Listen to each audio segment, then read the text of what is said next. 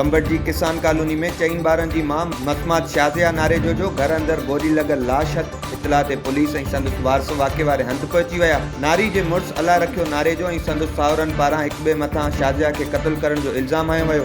इतला ते पुलिस वाक़े वारे हंधि पहुची लाश खे पोस्टमार्टम लाइ अस्पताल मुंतक़िल करे छॾियो। पुलिस मूजिबि घरू मामले तां नारी खे क़त्ल कयो वियो आहे। रिपोर्ट मिलण बाद वाक़े जी वधीक कार्रवाई कई वेंदी। अठहठ मोरी भरिसां छोटको माइनर गुजरवाह ऐं ॿियनि माइनर शाखुनि में पाणीअ जी खोट ख़िलाफ़ आबादगारनि पारां एहतजाजी मुज़ाहिरो कयो वियो।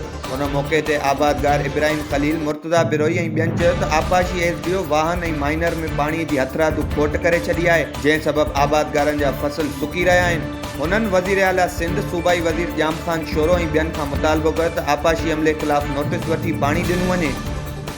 कराची जे कोरंगी वारे इलाइक़े में क़ाइम सरकारी अस्पताल नंबर 5 मां निकिरंदड़ वेस्ट मटीरियल खे गैर महफ़ूज़ तरीक़े सां मुंतक़िल करण वारियूं वीडियोज़ कोशिश डिजिटल हथ करे वरितियूं। अस्पताल में इस्तेमाल थियल सर्जिकल सामान अस्पताल खां ॿिए हंधि मुंतक़िल थियण ते हेपाटाइटिस, एड्स ऐं मुख़्तलिफ़ बीमारियूं जनम वठण जो ख़दशो वधण लॻो, जॾहिं त वेस्ट मटीरियल मुंतक़िल कंदड़ सिंध सॉलिड वेस्ट मैनेजमेंट जो अमलो बग़ैर कंहिं हिफ़ाज़ती किट जे वीडियो में सामान खणंदे नज़र अची रहियो आहे। तिबी माहिरनि मूजिबि वेस्ट मटीरियल खे ज़ाया करण खां अॻु मुनासिब इंतज़ाम करे उन खे अस्पताल ॿाहिरां इंसिनेटर प्लांट में साड़णु इंतहाई ज़रूरी आहे।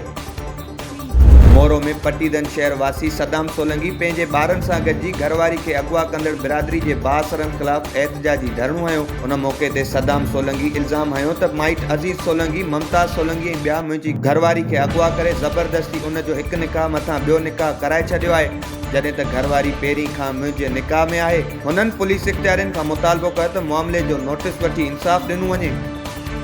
चूहड़ जमाली में सिंध हुकूमत पारां इम्कानी ॿोॾ सबबि बचाव बंदनि जे निगरानी लाइ मुक़ररु कयल फोकल पर्सन ऐं सूबाई वज़ीर मोहम्मद अली मलकाणी दड़ो बैराज ते क़ाइम इरीगेशन कैंप ऐं बचाव बंदनि ते हलंदड़ कमनि जो जाइज़ो वरितो, जॾहिं त उते मौजूदु इरीगेशन अमले खां बचाव बंदनि ते हलंदड़ कमनि मुतलिक़ तफ़सीली मालूमात वरिती। सूबाई वज़ीर पारां इरीगेशन अमले खे सख़्त हिदायतूं जारी कयूं वयूं त इम्कानी ॿोॾ में ॾींहुं राति हिकु करे बचाव बंदनि जो कमु मुकमल कयो वञे।